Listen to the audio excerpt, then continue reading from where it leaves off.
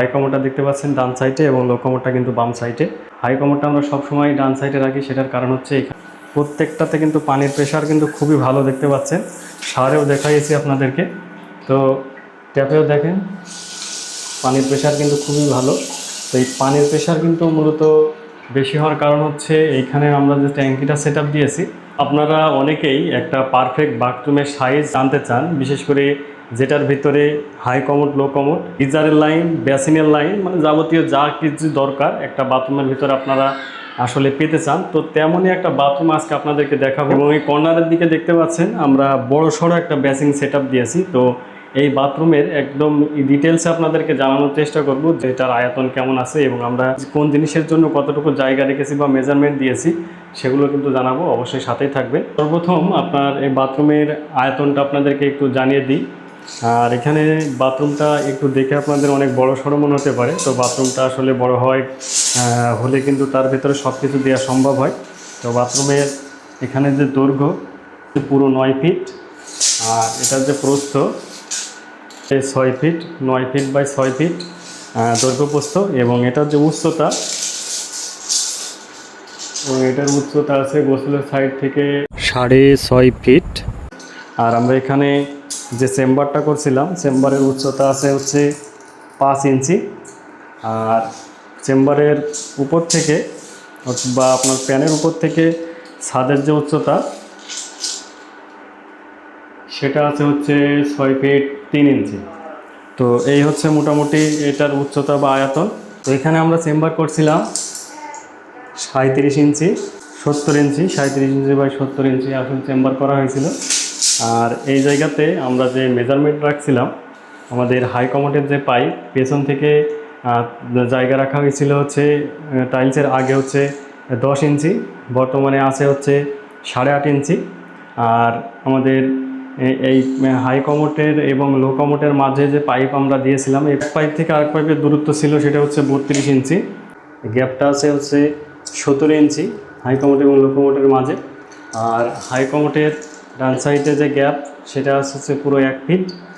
আর আমাদের যে লো কমোড আছে, লো কমোডের সাইজটা আগে আপনাদেরকে জানাই। লো কমোডের যে সাইজ সেটা হচ্ছে 21 ইঞ্চি বাই হচ্ছে 18 ইঞ্চি। পেছনের সাইডে জায়গা আছে লো কমোডের 10 ইঞ্চি, সাইডে জায়গা আছে হচ্ছে 10 ইঞ্চি এবং সামনের দিকে জায়গা আছে হচ্ছে 5 ইঞ্চি। তো এই হচ্ছে মোটামুটি আমাদের হাই কমোড, লো কমোড এবং চেম্বারের আসলে সাইজ। আর আমাদের এখানে যে হাই কমোডটা বসিয়েছি এটা হচ্ছে রোসা কোম্পানির। এটার যে আসলে অনেকেই জানতে চান যে হাই কমোড লম্বা কতটুকু। এটা লম্বা আছে হচ্ছে 27 ইঞ্চি, এটা 27 ইঞ্চি লম্বা। এবং এটার আড়ে আছে হচ্ছে মিডিল বরাবর 14 ইঞ্চি। আর এটার যে উচ্চতা সেটা আছে হচ্ছে টপ পর্যন্ত 17 ইঞ্চি। তো আপনারা যদি হাই কমোড এবং লো কমোড আসলে বসাতে চান একই বাথরুমে, তাহলে বাথরুমটা উত্তর দক্ষিণ লম্বালম্বি রাখার চেষ্টা করবেন। এটাও কিন্তু উত্তর দক্ষিণ লম্বা, যার কারণে আমরা আসলে পাশাপাশি বসাতে পারছি। তো হাই কমোডটা দেখতে পাচ্ছেন ডান সাইডে এবং লো কমোডটা কিন্তু বাম সাইডে। হাই কমোডটা আমরা সবসময় ডান সাইডে রাখি, সেটার কারণ হচ্ছে এখানে এই যে দেখতে পাচ্ছেন পুশ শাওয়ার, এটা কিন্তু সহজে আমরা এইভাবে নিয়ে ব্যবহার করতে পারি। আর এটা যদি বাম সাইডে থাকে তাহলে কিন্তু আমাদের এইভাবে নিয়ে কিন্তু ব্যবহার করতে গেলে আমাদের আসলে শরীরের উপর দিয়ে চলে আসে। এই কারণে আমরা সবসময় কিন্তু এটা ডান সাইডে দেওয়ার চেষ্টা করি। তো আপনারাও চেষ্টা করবেন হাই কমোডটা সবসময় ডান সাইডে রাখার। আর এদিকে আমাদের এই সাইডে যে গোসলের জায়গা প্লাস বেসিনের যে জায়গাটা আছে সেটা আপনাদেরকে একটু দেখায়। চেম্বার বাদে আমাদের আসলে কতটুকু জায়গা আমরা কতটুকু মানে কোন জায়গার জন্য রাখছি। এই জায়গাতে আমরা শাওয়ারের জন্য যে জায়গা সেটা আমরা এই পর্যন্ত রাখছিলাম। তো আমাদের এখানে চেম্বার বাদ দিলে শাওয়ারের যে জায়গা ছিল সেটা হচ্ছে 4 ফিট, অর্থাৎ 4 ফিট আমরা শাওয়ারের জন্য বাদ দিয়েছিলাম। আর এইদিকে আমাদের বেসিংয়ের যে সাইজ সেটা আপনাদেরকে বলি, তাহলে আরও বুঝতে পারবেন। আমাদের এখানে বেসিনের জন্য কিন্তু আমরা 2 ফিট বাদ দিয়েছিলাম। তো এই 2 ফিট আমরা কিন্তু বেসিনের জন্য রাখছিলাম। তো এই জায়গাতে বড় সড়ো বেসিন দেখতে পাচ্ছেন। বেসিনের সাইজটা বলে দিই, বেসিন আছে হচ্ছে 26 ইঞ্চি বাই হচ্ছে 21 ইঞ্চি, 26 ইঞ্চি বাই 21 ইঞ্চি। আর বেসিনের উচ্চতাটা একটু বেশি, বেসিনের উচ্চতা আছে হচ্ছে টপ পর্যন্ত 37.5 ইঞ্চি। দুইটা ট্যাপের লাইন দেখতে পাচ্ছেন, এটা হচ্ছে সরাসরি ট্যাঙ্কির লাইনের আর এটা হচ্ছে গিজারের। আর আমাদের দুইটি স্টাফ ককও দেওয়া হয়েছে আমাদের শাওয়ার কন্ট্রোলের জন্য। এই জায়গায় দেখতে পাচ্ছেন এটা হচ্ছে সরাসরি আমাদের ট্যাঙ্কির পানি যেটা আসছে দেখতে পাচ্ছেন শহরে। আর এই সাইডে যে স্টাফ কক রয়েছে এটা কিন্তু গিজারের জন্য। তো যেহেতু আমাদের এখনও গিজার লাগানো হয়নি এই কারণে কিন্তু পানি আসছে না। তো এই একটা জিনিস আপনারা লক্ষ্য করেন, আমরা যে বাথরুমে কাজ করছি এখানে কিন্তু আসলে উপরে কোনো মানে গিজারটা সেট আপ দেওয়ার মতো জায়গা নেই। এটা সরাসরি ছাদ, উপরে কিন্তু একবার খোলামেলা স্পেস, মানে বিল্ডিংয়ের বাইরে কিন্তু অতিরিক্ত। আপনারা এদিকে যদি লক্ষ্য করেন ঘরের সাথে কিন্তু অ্যাটাচড বাথরুম। তো ঘরের সাইডে কিন্তু আসলে দরজা করেই কিন্তু এটা করা হয়েছে, যার কারণে এটা কিন্তু বিল্ডিংয়ের পুরো বাইরে। এই কারণে উপরে কিন্তু গিজার সেট আপ দেওয়ার জায়গা নেই। এই কারণে এই জায়গায় দেখতে পাচ্ছেন আমরা দুইটা পয়েন্ট রাখছি, একটা ইনলেট এবং একটা আউটলেট গেজারের জন্য। এই জায়গাতে আমরা গেজার সেট আপ দেবো ওয়ালে। আর পাওয়ার লাইনটা এই জায়গায় দেখতে পাচ্ছেন। তো এদিকে আমরা একটা হ্যান্ড শাওয়ার দিয়েছি। তো হ্যান্ড শাওয়ারের বিষয়ে আপনাদেরকে আমি একটু দুইটা কথা বলি। সেটা হচ্ছে এই হ্যান্ড শাওয়ারটা যদি লক্ষ্য করে, এটার পানির স্পিড কিন্তু খুবই ভালো। এই যে দেখতে পাচ্ছেন এটার পানির স্পিড কিন্তু খুবই ভালো। তো অনেকেই হ্যান্ড শাওয়ার দেখা যাচ্ছে যে আমি অনেকগুলো লাগিয়েছি যেগুলো কিন্তু পানি স্পিডই থাকে না বা পানি প্রেশারই আসে না। তো আপনারা চেষ্টা করবেন এই হ্যান্ড শাওয়ারটা ব্যবহার করার জন্য। তো এটা হচ্ছে RFL শাইন কোম্পানির হ্যান্ড শাওয়ার। এটার ছিদ্রগুলো অনেক ছোট ছোট, যার কারণে কিন্তু পানির প্রেশারটা কিন্তু ভালো পাওয়া যায় বা স্পিডটা ভালো আসে। আর আরও একটা বিষয় হচ্ছে আপনার এই বাথরুমে যে পানির প্রেশারগুলো আপনাদেরকে যদি আমি এদিক থেকেও দেখাই, আপনাদের এই দিকে দেখেন প্রত্যেকটাতে কিন্তু পানির প্রেশার কিন্তু খুবই ভালো দেখতে পাচ্ছেন। সারেও দেখাইছি আপনাদেরকে। তো ট্যাপেও দেখেন পানির প্রেশার কিন্তু খুবই ভালো।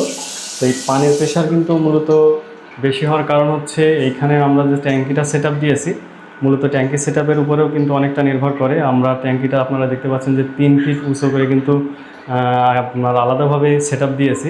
এবং দুই দিক থেকে কিন্তু আমরা ডেলিভারি লাইন বের করে কিন্তু বাথরুমে আসলে পাইপটা নিয়ে আসছি, যার কারণে কিন্তু পানির প্রেশারটা আরও অনেক ভালো আসছে। তো এখন আপনাদেরকে আমি এদিক থেকে আমাদের যে ফ্ল্যাশটা রয়েছে, ফ্ল্যাশটা আমি বরাবর আপনাদেরকে চেক দিয়ে দেখাই। এটা RFL শাইন কোম্পানির ফ্ল্যাশ। তো এটা দেখি কেমন পানির প্রেশার দেয়।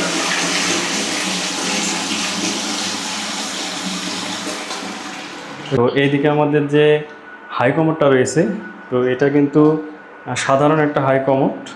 এটা কিন্তু জেট ফ্ল্যাশ না, তবে এটার যে ঢাকনা দুইটা দেখতে পাচ্ছেন এটা কিন্তু হাইড্রোলিক, একেবারে হাইড্রোলিক। আর এই জায়গাতে আমরা ফ্ল্যাশটা আপনাদেরকে চেক দিয়ে দেখাবো যে এটার ফ্ল্যাশিং সিস্টেমটা আসলে কেমন কাজ করে, তাহলে আপনারা আরও ক্লিয়ার ধারণা পাবেন। তো এটা চারো সাইড দিয়ে কিন্তু পানি আসছে দেখতে পাচ্ছেন, এবং লাস্টে কিন্তু পানি চুষে নিয়ে চলে যাচ্ছে, যার কারণে কিন্তু ময়লাটা আসলে দাঁড়াবে না। আপনারা অনেকেই কমপ্লেন করেন যে আমার হচ্ছে হাই কমোডের ভিতরে পানি অতিরিক্ত জমা থাকে, অর্থাৎ এমন জমা থাকে এত দূর। তো এটারও কিন্তু কারণ মূলত কিন্তু হাই কমোড অনেক হাই কমোড রয়েছে যেটাতে পানি একটু বেশি জমা থাকে, কিন্তু এই হাই কমোডগুলোতে কিন্তু পানি একটু কম জমা থাকে। দেখতে পাচ্ছেন সামান্য পরিমাণ পানি জমা আছে। অনেক সময় হাই কমোড সেট আপে কিন্তু সমস্যার ফলেও কিন্তু এই ঘটনাটা ঘটতে পারে। সেটা হচ্ছে আপনার হাই কমোডে যখন আপনি পাইপ সেট আপ দেবেন, সেই সময় যদি হাই কমোডের জন্য ব্যান্ডের পরিবর্তে আপনি লংটা সেট আপ দিয়ে দেন, সেক্ষেত্রে কিন্তু আপনার পানিটা কিন্তু পুরোপুরিভাবে ক্লিয়ার হবে না বা ময়লাটা কিন্তু ক্লিয়ার হবে না। ফ্ল্যাশ করার পরে প্রাথমিক পর্যায়ে পানিটা যাবে এবং আস্তে আস্তে কিন্তু আবার পানিটা আপনার হচ্ছে কমোডের ভিতরে বেড়ে যায়। তো এটা কিন্তু একটা সমস্যা। এই ইদানিং আমার ভিডিওগুলোতে দেখছেন যে দরজা কিন্তু আসলে ফিটিংস দেওয়া থাকছে না বা দরজাটাগুলো লাগানো থাকছে না, কিন্তু এই জায়গায় দেখতে পাচ্ছেন দরজা লাগানো আছে। তো এটা হচ্ছে অ্যালুমিনিয়াম থাই দরজা। তো আমার সাজেশন থাকবে আপনারা যখন অ্যালুমিনিয়াম থাই দরজা নেবেন, এই অ্যালুমিনিয়ামের পার্টটা আপনারা মিনিমাম এই পর্যন্ত নেবেন।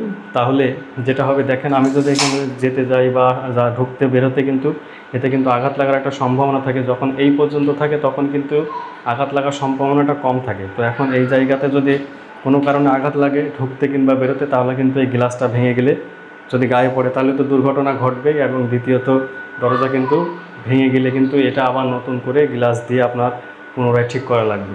এটা কিন্তু একটা সমস্যা। আপনারা চেষ্টা করবেন এই অ্যালুমিনিয়ামটা মিনিমাম এই পর্যন্ত রাখতে, এবং উপরে সিনারি দেন, কোনো সমস্যা নেই। আর এটার ব্যাক পার্টে দেখতে পাচ্ছেন যে আয়না দেওয়া হয়েছে, তবে আয়না এই পর্যন্ত আয়না দিলে কিন্তু একটা সমস্যা আছে। সেটা হচ্ছে আপনি যখন গোসল করবেন আপনার পানির ছিটা কিন্তু সরাসরি আয়নায় লাগবে।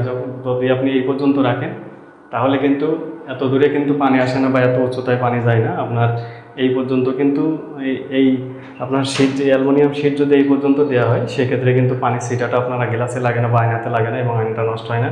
এটা কিন্তু পানি ছিটা আস্তে আস্তে লাগতে লাগতে কিন্তু এখানে আপনার ফোঁটা ফোঁটা হয়ে কিন্তু এটা খুব দ্রুতই কিন্তু ওই গ্লাসটা নষ্ট হয়ে যায়।